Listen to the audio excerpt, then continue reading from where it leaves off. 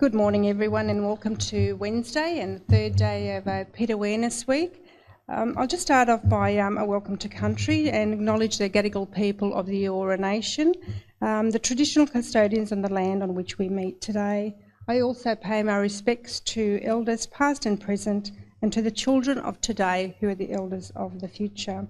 I also pay my respects to traditional custodians on the lands of which many of you are logging in today or are online, so I extend that to all those traditional owners. Now, I did mention it is the third day, and I hope that some of you have had an opportunity to tune into some of the sessions that have already transpired. They have been very insightful and informative, and if you didn't get that opportunity, I would encourage you to do so at your leisure. They will be posted online, sometimes during the course of the week, I anticipate towards the latter part of the week. We are once again very fortunate to have secured three extraordinary speakers or panel members who culminate in extensive experience in the topic matter, and I think we can all learn a little bit from their experience in terms of the work that they do and the insights that they will provide us today. Before I start to introduce them, I just want to highlight some housekeeping matters, if you'll allow me to. All the sessions today and during the course of the week are recorded. If you have any concerns about that, please speak to the team that are roaming around the floor today. This is also noted on the sessions that are recorded. In the event of an evacuation, certainly for the people that are here with us this morning, the fire exit is to my right. Please make your way there and then just follow the instructions for the closest assembly point.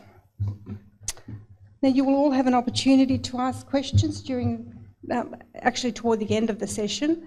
So if you start thinking about those questions now, that might assist you towards the end of the session to put forward them in the chat, or certainly we'll take them from the floor as well. Should we not get an opportunity to get to all of them today, we'll post them online and make sure that you receive those. So I'll start just by introducing our panel this morning, and the first one we have is Ms. Karen Berry. Karen is a Director of Corporate Governance and Assurance at Central Coast Local Health District, which covers internal audit, corporate governance, risk management, privacy and GIPA and legal. Integrity matters and PID management falls within this portfolio.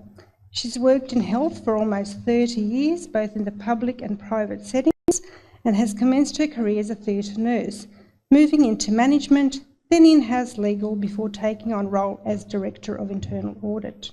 She holds a Bachelor of Nursing, Master of Nursing, Bachelor of Laws, Master of Health Law, Master Management and Grad Cert in Internal Auditing.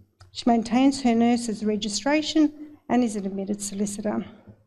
Karen is passionate about contributing to robust, workable and fair governance and control processes which are critical for frontline staff to feel supported by the organisation so that they may undertake their duties with courage and confidence.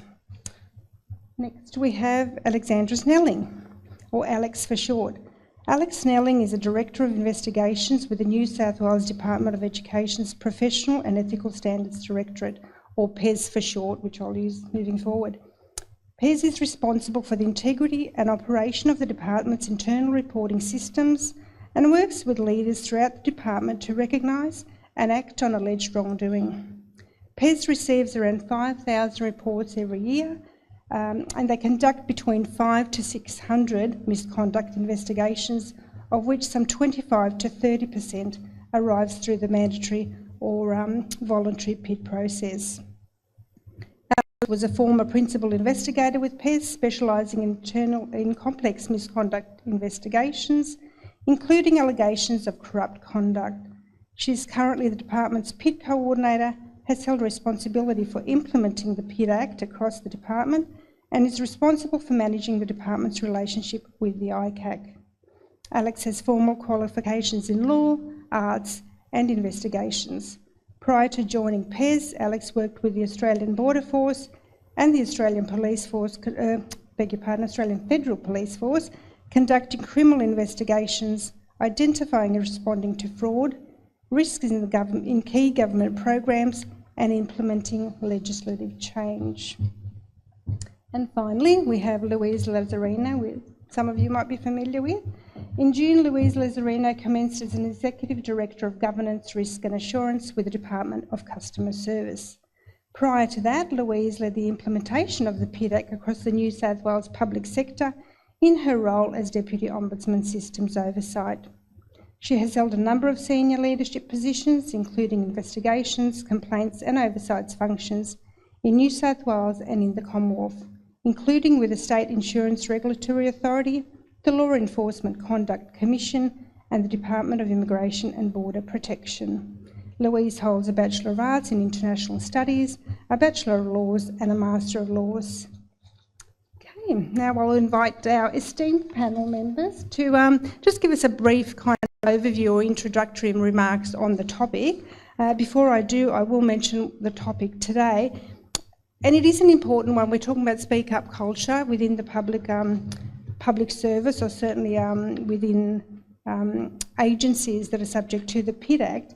And I think a very important consideration as to whether or not a person will come forward and speak up is whether they feel protected and safe enough to do so.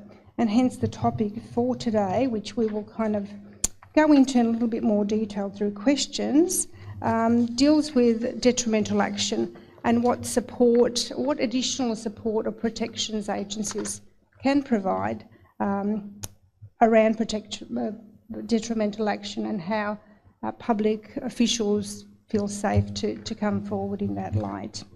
So I'll invite Louise, do you want to come up first?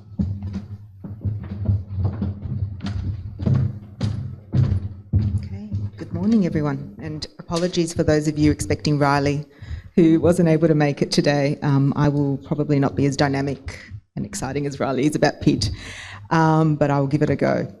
So I think two things that I just want to highlight in relation to protecting whistleblowers and protecting them from detrimental action is the PID scheme, or any whistleblower scheme, is not really just about the legislation, it's actually about people. And so if one were to look at the PID Act for guidance on how to protect people from detrimental action, you're going to fall short, because that's not where the guidance is. That just kind of provides the framework for agencies to understand the obligations and for people to know what might happen if they don't protect people from detrimental action. So I think there are some key points for me. One is that culture is the first shield. So protecting people starts before the disclosure is even made. And what I'm talking about is having a pro-integrity culture. And part of that is a speak-up culture, but it's actually more than that. It's about setting the tone in terms of what we tolerate as an organisation, setting the tone in terms of appreciating that disclosures are actually about trust and not a threat. And that those behaviours that in the PID context are retaliatory and detrimental action are actually behaviours that are not tolerated at any time. So it doesn't really matter whether it's connected to a PID or not. You know, we're not an organisation that accepts bullying. We're not an organisation that accepts people being treated unfairly. And those are kind of culture pieces and not just related to PID. The other thing is that protecting people from detrimental action and protecting people when they've come forward generally is a whole of law approach. And so the PID Act, as I said, is not the sole source, but you need to look at other legislative schemes that are relevant. So work health and safety obligations, anti-discrimination, industrial relations law and privacy legislation, for example, are really key to having that kind of protective shield around people and the way that we want to treat our people.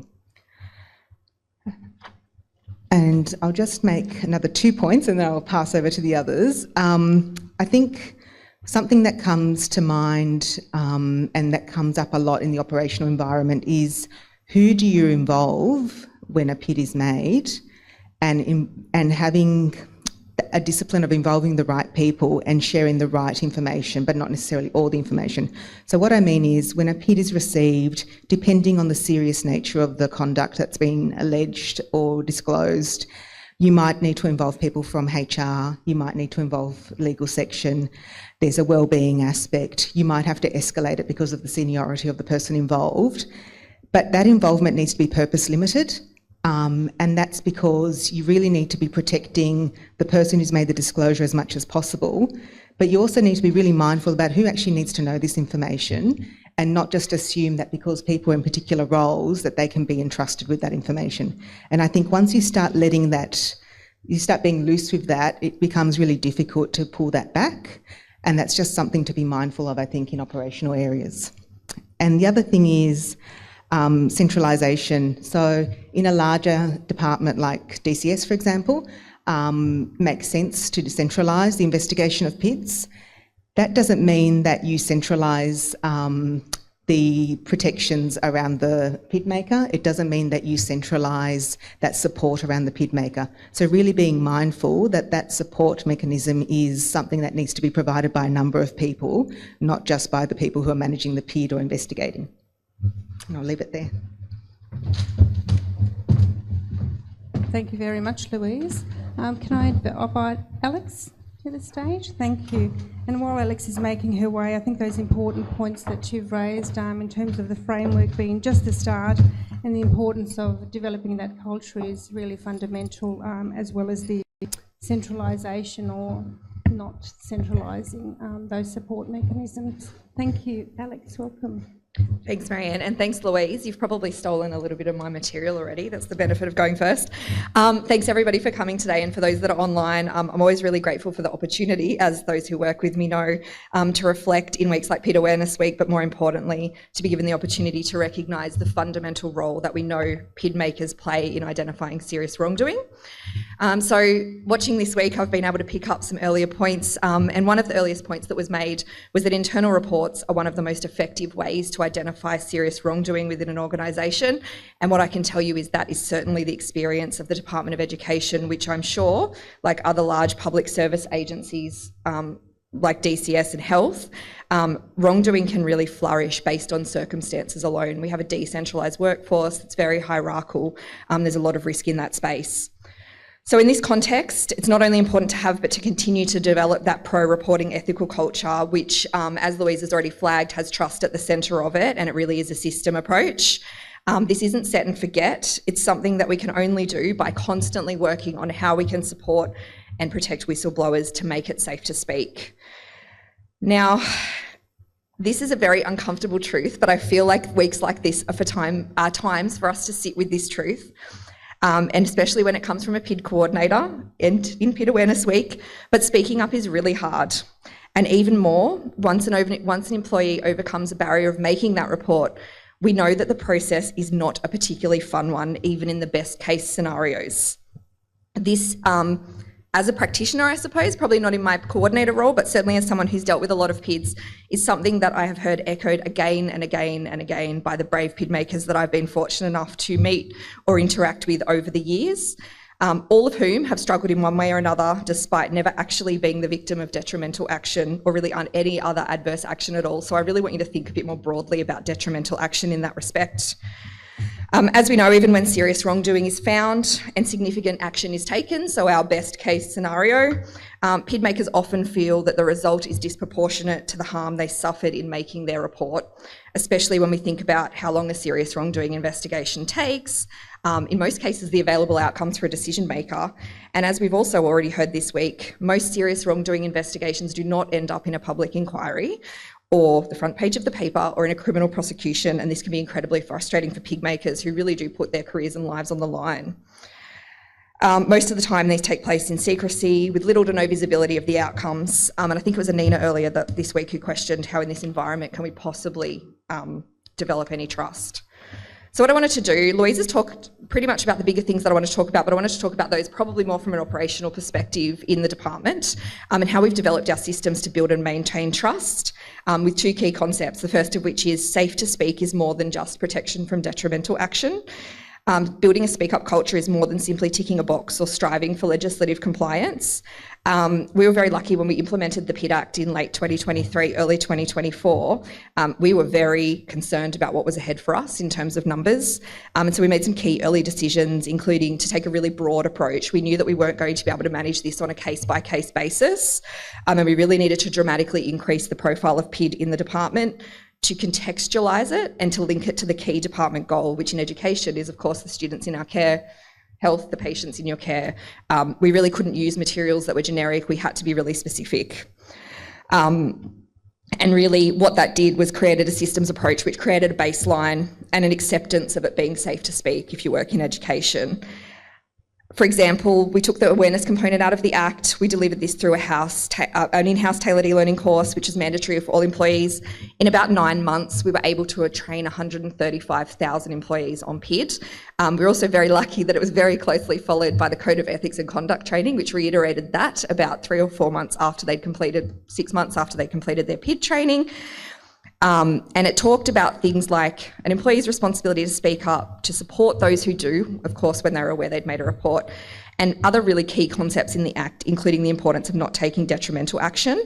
While we still do need to consider risk in each case, what it means is that because we've taken this systems approach, we're not relying solely on individual responses, but instead we've created a system and not just a process. The other point I'd like to quickly make, because sorry, Marianne, I'm not very good at keeping to time, is that speaks to the individual application of PID. So you can have your systems approach, but then you also need to manage all your individual cases really well as well. And the one thing I would say is that context is always relevant when you consider how to manage a risk to a PID maker or to other parties of an investigation into serious wrongdoing. And I think this goes to what Louise said, that by the time we get to detrimental action, it's too late. I mean, I know the ICAC Commissioner talked yesterday about needing prosecution as a deterrent. We know that that really isn't a deterrent for PID makers because it hasn't been a successful or viable option in the past. And so I'd really encourage all agencies to have not a one-size-fits-all approach to managing PID makers. The context will always be relevant, and we must keep in mind that we need to manage risk to all parties, not just those who've made a PID. Although I do note that I think we're probably well into the thousands in terms of mandatory and witness PIDs now in education. We've been trying to keep track of them, but it's very, very challenging. And while the PID Act contemplates a traditional whistleblower environment in the rights and protections it introduces, we know that won't always be the case, and that no two PID makers will be the same, will have the same needs or the same experiences. What makes PID the most difficult, and anyone that's seen me speak before has talked about the human experience, but really people are at the heart of PID. To truly make it safe to speak, we need to understand people, the way they operate, their individual needs and expectations, and how overall our systems processes must work together to support PID makers and all of those involved in serious wrongdoing investigations. Thank you. Thank you so much, Alex. A few key points from that, I think, and they have been echoed already throughout the sessions, is that safe to speak is fundamental to every agency. It's more about it's a system, not just a process, and I think you've just highlighted that now. And it's not a set and forget, and I think that's really a core message. It's not just about this week. It's something that we continue to embed and practice and move forward. I'd like to invite Karen.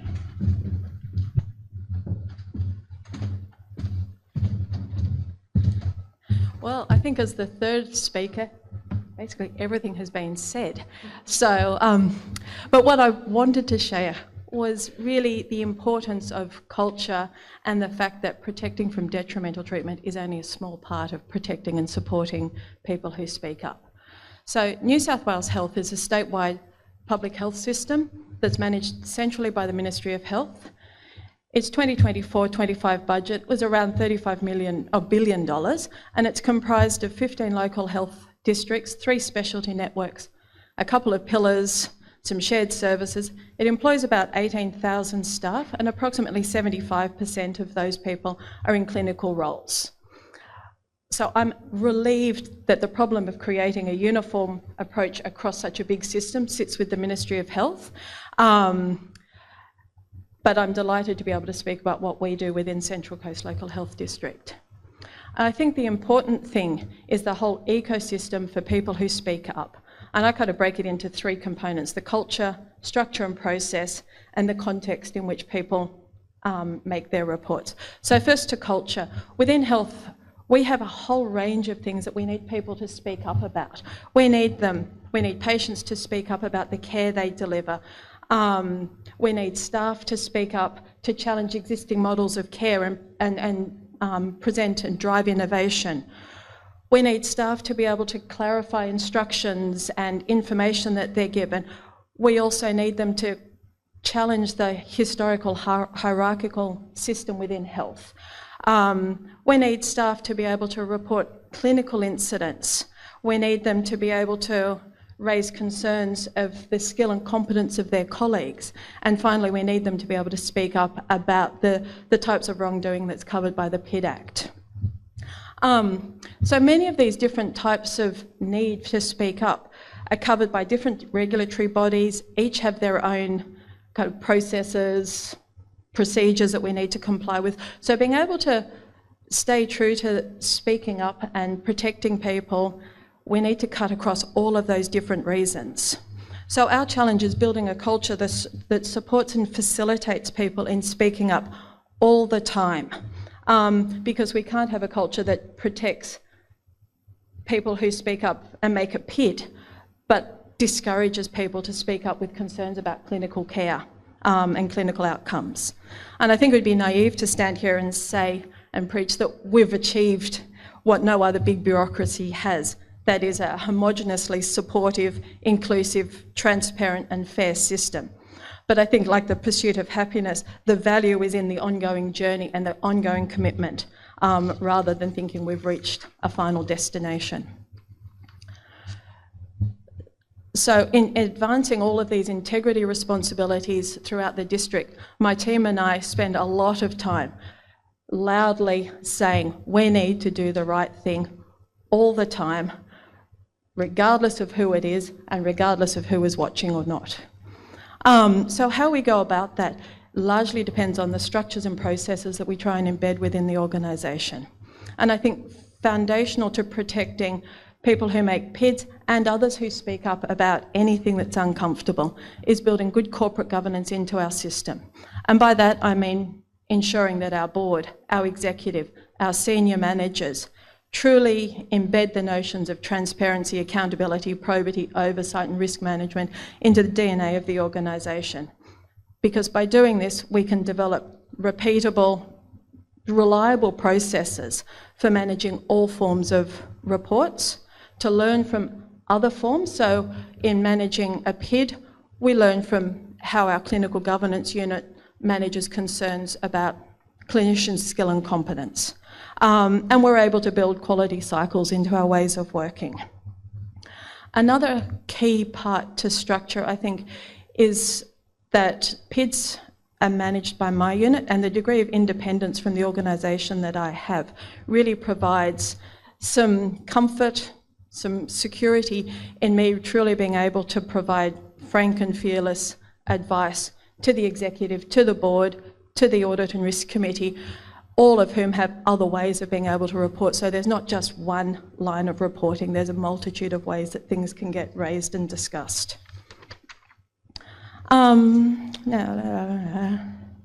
So I mentioned the range of matters that we need people to speak up about. And I think, as I sort of alluded to, that saying of a rising tide raises all boats is really important. We need to constantly be learning from each other and improving our processes. It's important that we work together. We work closely with our clinical governance unit, our people and culture unit, the executive. And there's always that tension between being collaborative and exercising discretion on how far and wide information is shared.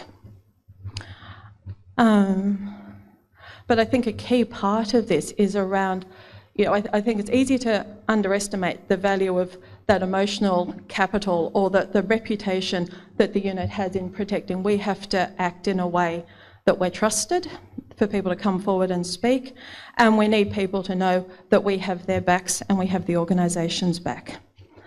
So finally, to context. It should come as no surprise, but I'm constantly reminded of and surprised by the importance of the context when a person speaks up of any type. The reporter frequently has a fraction of the pertinent facts, but they do have their interpretation of those facts and other information that may or may not be relevant. But by the time they've worked up the courage to actually say something, they are really emotionally invested in it, and they're vulnerable just because they're so emotionally invested. And I think if we're protecting people from detrimental treatment, we need to also be mindful of making sure that they're able to walk away from the report in at least as good a condition as they were before they decided to make a report. The majority of the reports that my team has investigated, we've either not substantiated them or the wrongdoing that was found has been very limited in scope. But mostly all of them have found system control weaknesses, unclear processes, and really the barriers that those system problems cause is actually a much bigger problem to the organisation than the narrow wrongdoing that one person might have made. And so we often have to have the delicate but important conversation with the reporter that although their report hasn't been substantiated, their experience has been very real and very heartfelt. And we need to be able to convey that we accept that person's experience even if we haven't been able to validate the facts that they were concerned about. And this becomes important because although the person mightn't be subjected to detrimental treatment, they can still feel vulnerable. They can still feel ostracised. They can still perceive that they've been treated differently, even if factually they possibly haven't. But sort of essentially, they're always damaged to some degree just by the stress of it. And I think when we don't manage that delicate conversation well, it's always seemed to bode to these are the matters that are going to be difficult to wrap up. They're going to linger. The person's going to be damaged, and we need to be able to have those conversations well. So I guess to return to the focus of the panel discussion, how to protect people who make PIDs from detrimental treatment, we protect reporters by maintaining confidentiality, doing risk assessments, but most importantly, by building those good governance, transparency processes into our system. Thank you so much, Karen. And I think we can all agree that our three panellists, with their extensive experience, have shed extraordinary light on some of the challenges that they face in dealing with PIDs and certainly protecting those that come forward. Some takeaways from me from your session there, Karen, was that no system is perfect and we all struggle and try our best to ensure that we continue on that ongoing journey as best as we can. And the strength, I suppose, in identifying not just the issue that may have been highlighted, but systems failures that we can address to ensure that things improve or don't happen again, and how we best support people moving forward. And that it is everyone's responsibility to ensure that speak up culture and protections and that forming part of the DNA of our agencies is up to all of us to some degree and in some form. So in that light, I'd just like to start off with some questions for our panel members today. And I think really it comes to your experience and what some practical steps agencies can take to better support whistleblowers from detrimental action. So I invite, well, Alex, we'll try and mix it up a little bit.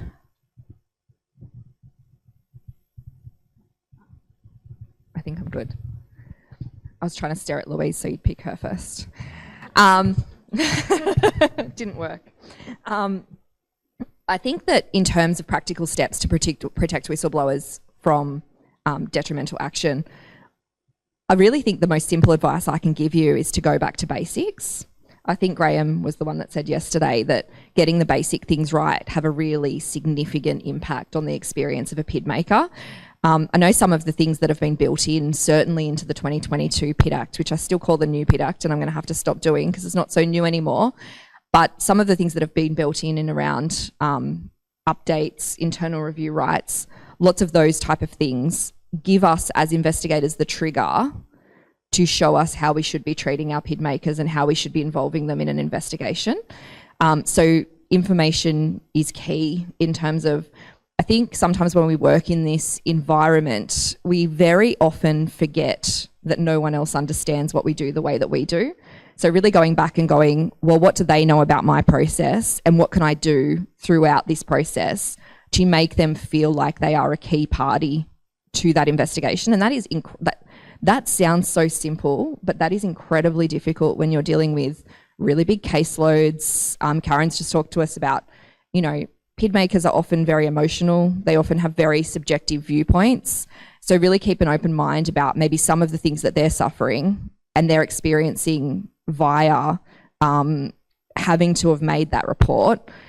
And, you know, as I said, that sounds really, really simple, but it's actually incredibly difficult, because as an objective investigator, you've also got to be really clear about making sure that you're not biasing the investigation, you're not preempting outcomes, those type of things. So really take those triggers from the PID Act, I would say, but don't just meet those requirements. Don't just give that update once a quarter and say the investigation is still processing. Really allow them to understand where you're at and some of the complexities of that. And, you know, finding that perfect boundary with a PID maker is really, really challenging. So I don't want to underestimate what I'm saying in that respect. Thank you, Alex. Would you like to comment on it? And Alex, I think remembering that there is a person at the end of this process is really fundamental, and a key important consideration that their knowledge of the act or the process won't be there. So assumed knowledge should be thrown out, and treating them as a person. Yeah. I think there's, you know, it'd be lovely if we could give like a, you know, tip sheet of this is how you protect people. There's something I remember picking up from a SOCAP conference many, many years ago about setting expectations instead of managing expectations at the beginning of processes such as this. And I think what you said about, you know, the PID Act is kind of the minimum standard in terms of how often you would update someone, for example, but being really clear early on about what the process probably will look like is really important, because obviously someone who has come forward has probably thought about it for a very long time, possibly has done so either because they've been pushed, because they're tired of seeing whatever is going on continue to go on, or because they are highly stressed, or all of the above. And I think being really clear on what that process probably will look like from their perspective is really important, because as an investigator, you're trying to meet your legal requirements, and you're trying to gather evidence, and you're trying to ensure that, you know, you keep confidentiality as much as possible, but you also involve the people that need to be involved, et cetera. You provide procedural fairness, and you have your own process that you're following.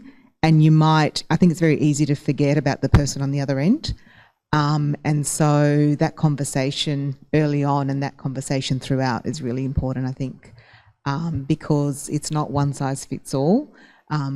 People come with a different kind of emotional baggage and what's happened in the context of them coming forward and making that PID, and their expectations about their role in the process might be quite different to what it actually is as well.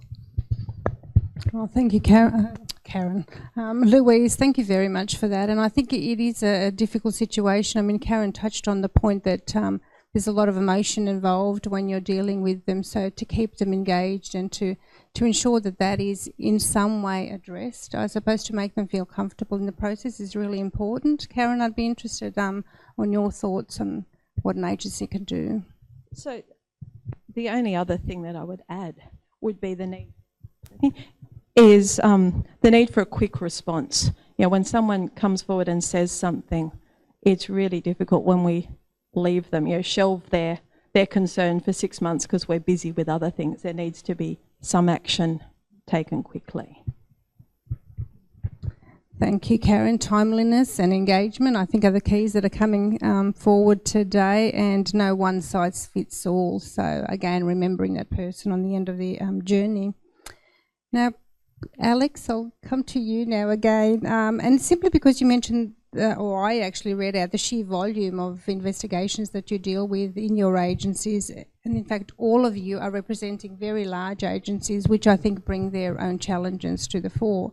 But I was just wondering, given that volume that you receive every year, the challenges in assessing the risk to detrimental action might pose some considerations for you, and what would they be and how would you deal with those?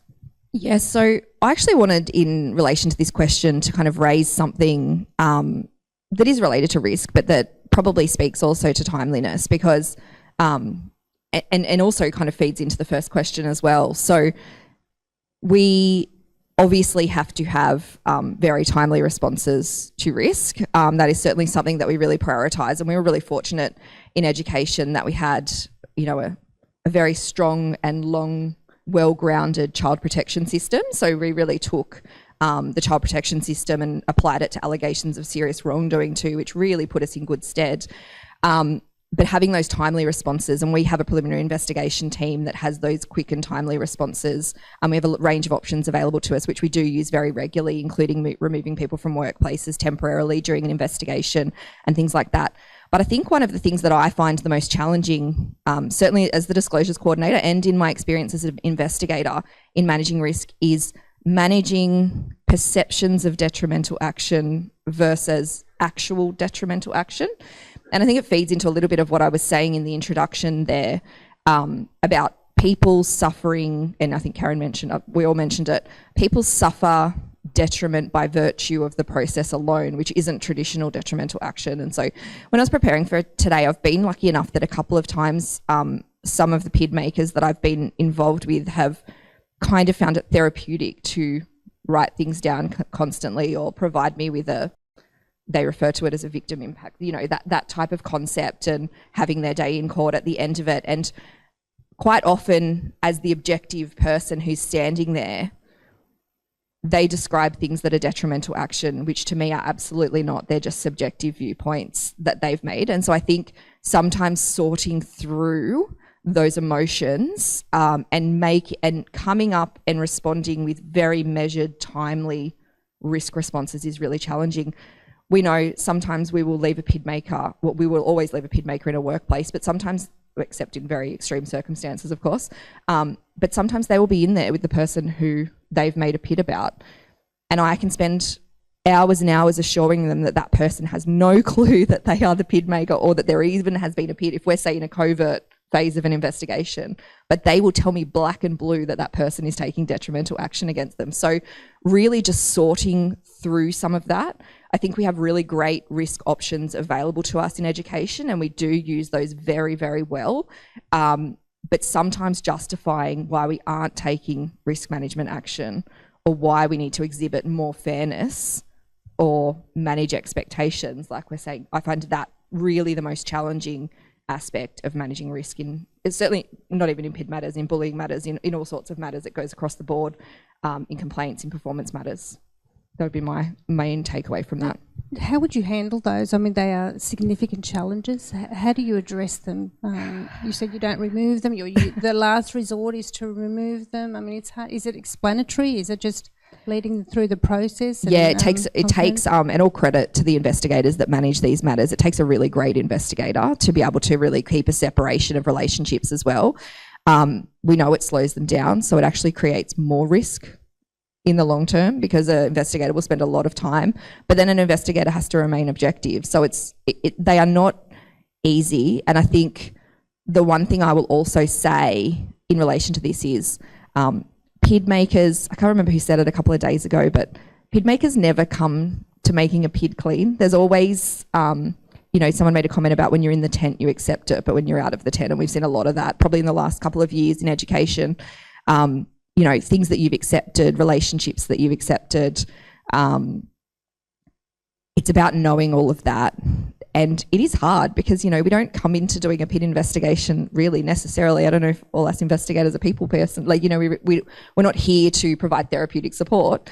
A couple of weeks ago, call out to Chris Banks and the whistleblower support team. Chris came and spoke to the whole of PES, and we did a bit of a kind of breakout and discussion around it's not unique to PID, we did it across the board, complaints, performance, all investigations, including generalised misconduct, and really how we can engage. And options like the whistleblower service are really going to open up, is really great thing for us as investigators, because I only had an instance yesterday where I thought we received kind of some feedback and we were like, this would be a perfect scenario to send through to the whistleblower support service, because that can be another objective voice to really support that whistleblower.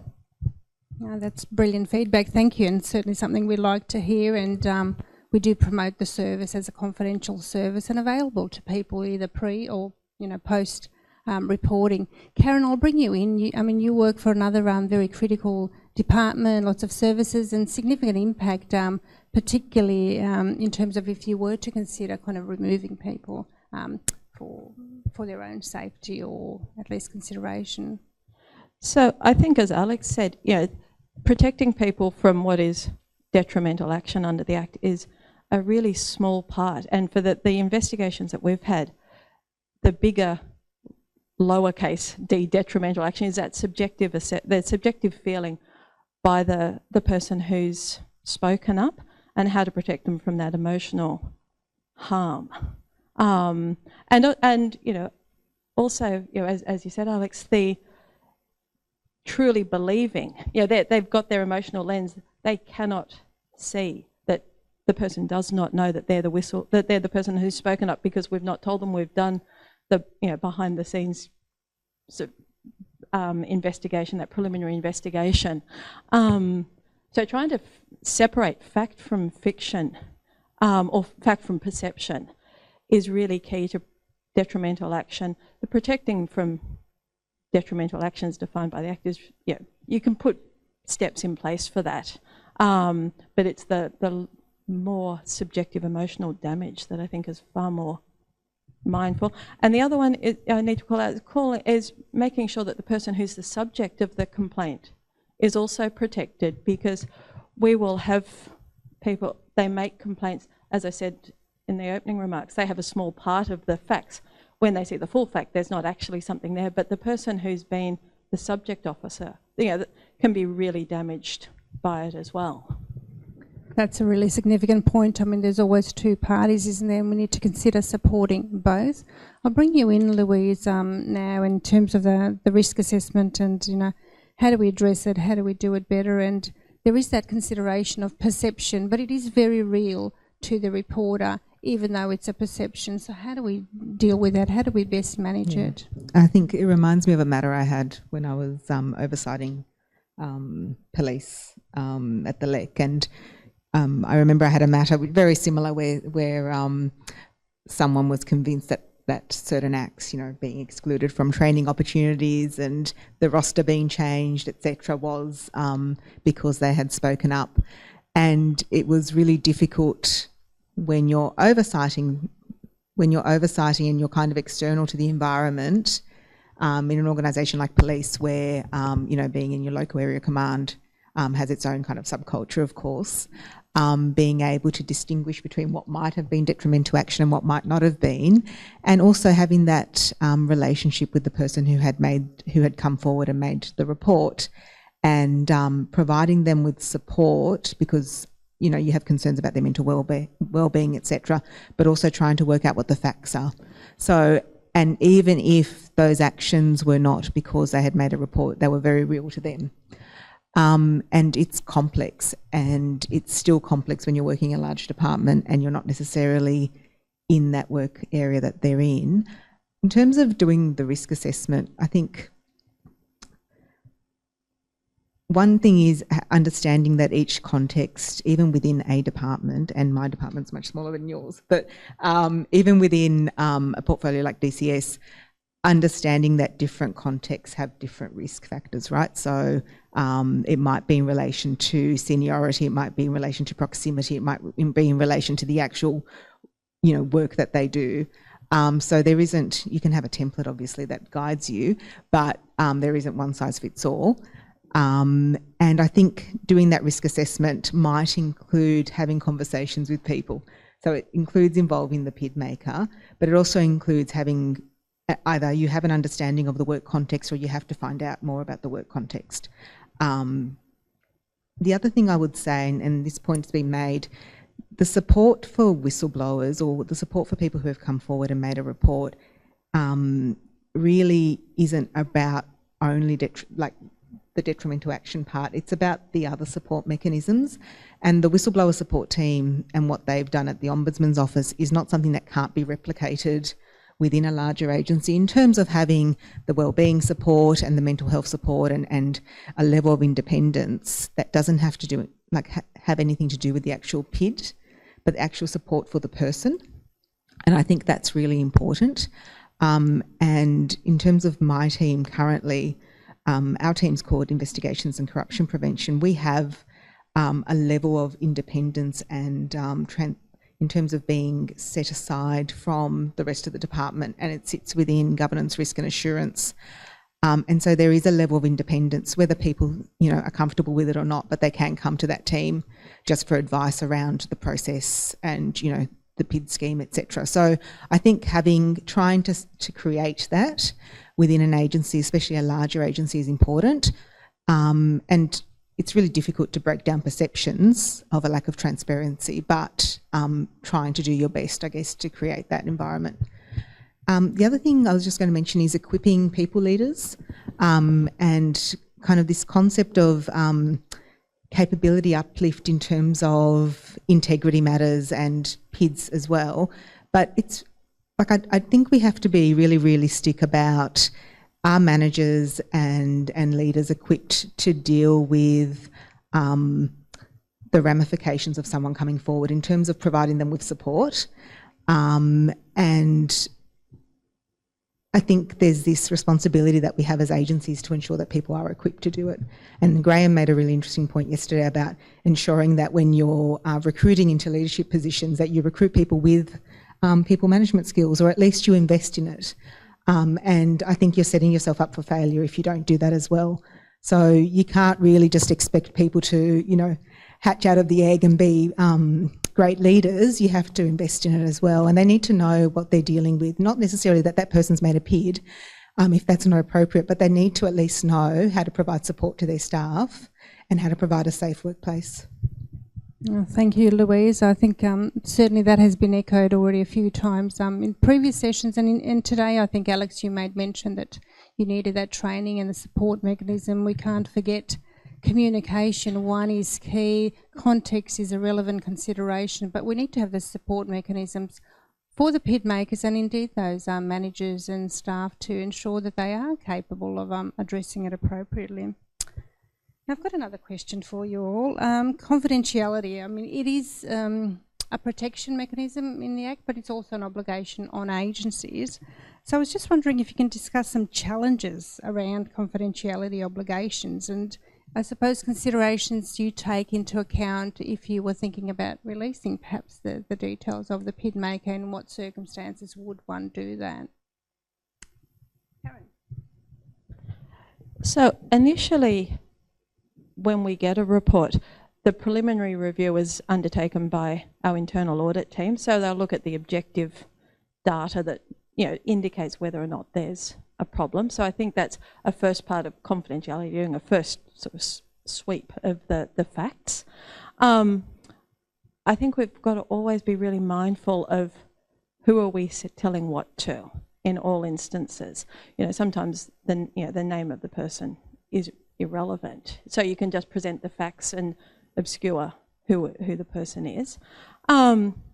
Working out who are our key stakeholders that really do need to know, and that they're in a position to ensure that we've got protections, support for the person, access to relevant facts. So being mindful and really strategic in who we pick as the stakeholders that we need to engage with.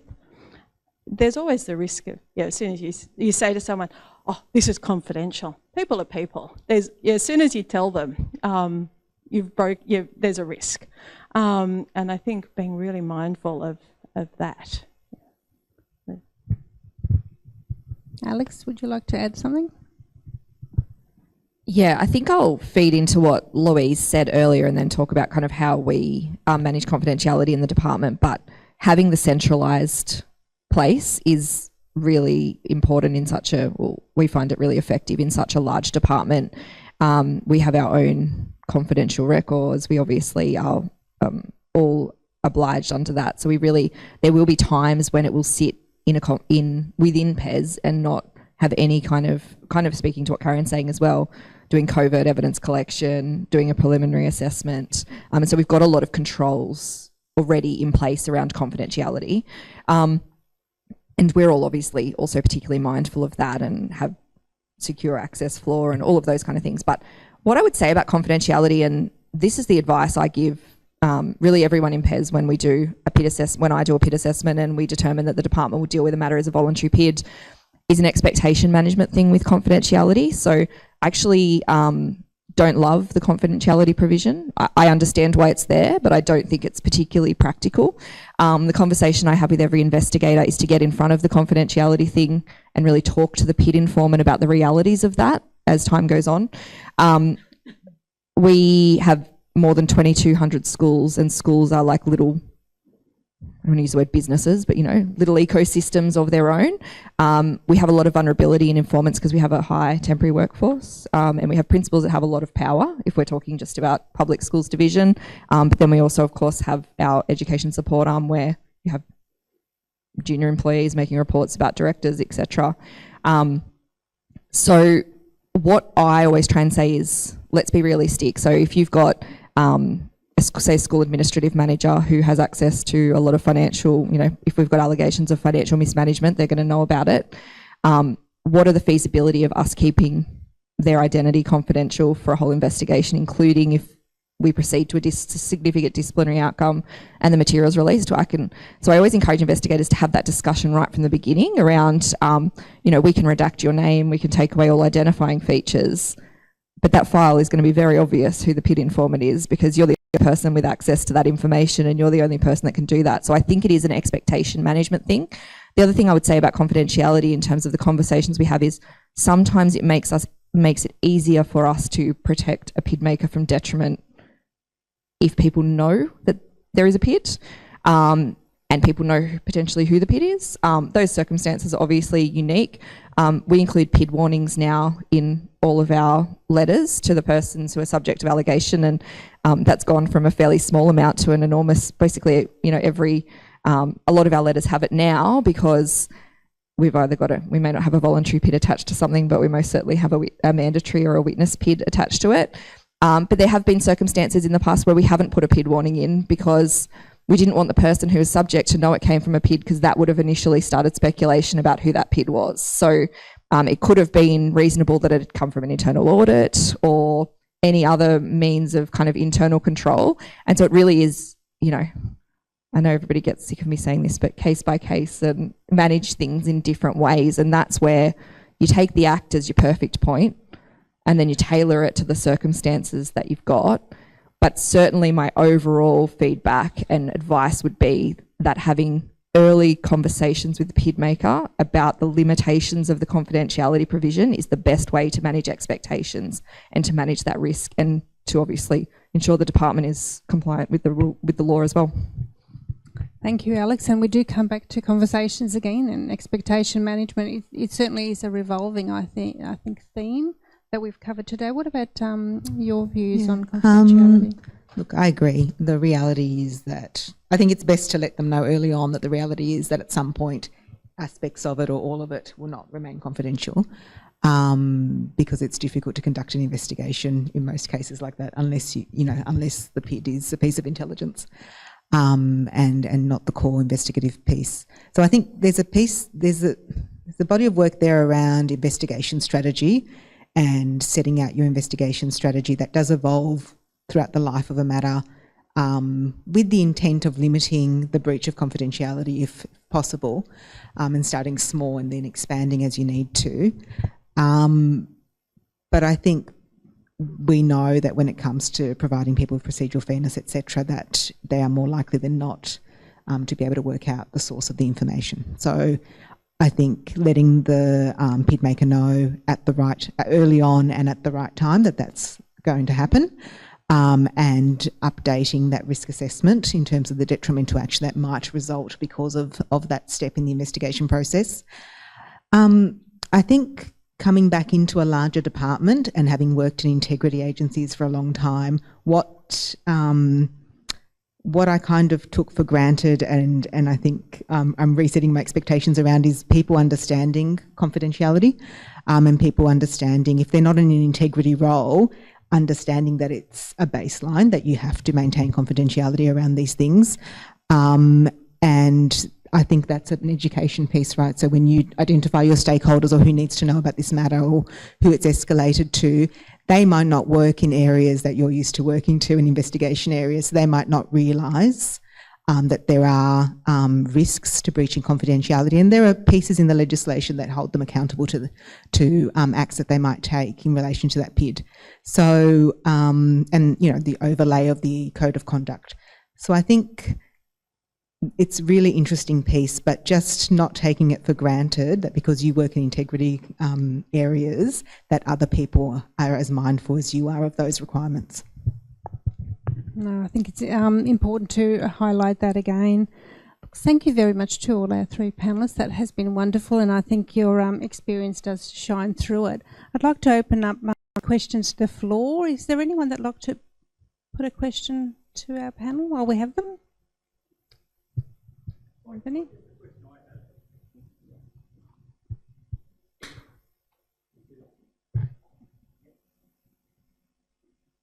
Thanks for the opportunity to begin with. I suppose my question is, in terms of the Department of Health and the Department of Education encouraging a speak up culture, do those departments, given the history of distrust of government departments, systems and processes by Aboriginal people, do they offer culturally specific support to complainants or witnesses throughout those investigations processes?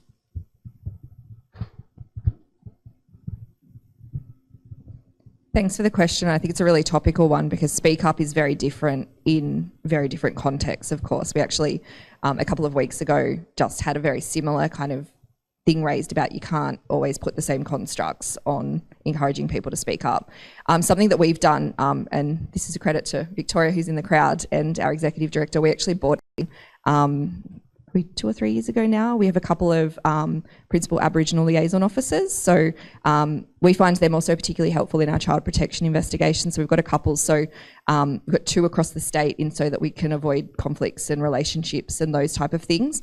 And what is really encouraged, they actually have well, I don't want to limit it to a dual role, but if we talk about in terms of serious wrongdoing, let's talk about a dual role in prevention. So we've just recently, well, they have just recently, and I had the privilege of joining them for a number of sessions with a lot of our service providers and places to try and avoid people falling into traps of corrupt conduct by virtue of the relationships they have in the community. And so really trying to get in front of that situation and saying, this is how you can protect yourself. We recognise that your community comes first and not the department. And so some of the lessons we even learnt in terms of looking at that so stringently was actually incredibly wonderful for us as investigators too. And I will always, pay a lot of respect to the people that have participated in that and for our 2 PAPLOs for bringing us in on that. And then the other thing I would say is that there's a very open and active encouragement to involve them in investigations, to support investigations, to make sure they are culturally sensitive and that they are understanding all of those aspects. And we use them as, incredible sources of knowledge for us in terms of understanding some of those limitations that might sit there and really, I suppose, contextualising some things that for us, we would go, well, that's completely unacceptable, but the way they describe that to us, it contextualises it and it goes, I suppose, I don't want to minimise it, but it goes to that, every situation is really different and we need to consider how that operates for that. So that's actually been really, really helpful for us, and not just in the serious wrongdoing context, but we did also recognise that we were getting, we don't have any interest in, we don't want to investigate situations where that is linked to a community expectation or where we could have managed risk early and we could have prevented those type of things. So that's been really valuable in that respect. I hope that answers it, but yeah. Karen? So I think within health, one of the big challenges that we have, and certainly within the local health district that I work for, is making all aspects of our service welcoming, culturally sensitive, inclusive. And we are constantly building more and more robust systems for that, from our Aboriginal health unit to an Aboriginal employment plan to having Aboriginal liaison officers throughout the district. So we're increasingly building resources that anyone in my team and anyone in our workforce team can access whenever it's needed. So be it a report of wrongdoing, be it a routine audit, be it anything.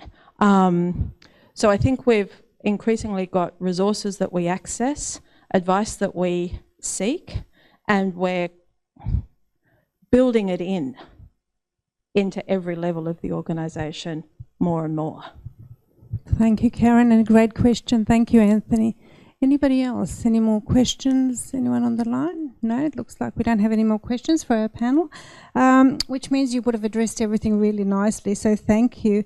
I think it's important to highlight that this is just the beginning of the conversation. It goes on, and I suppose I can highlight that the New South Wales Ombudsman has developed some conversation cards.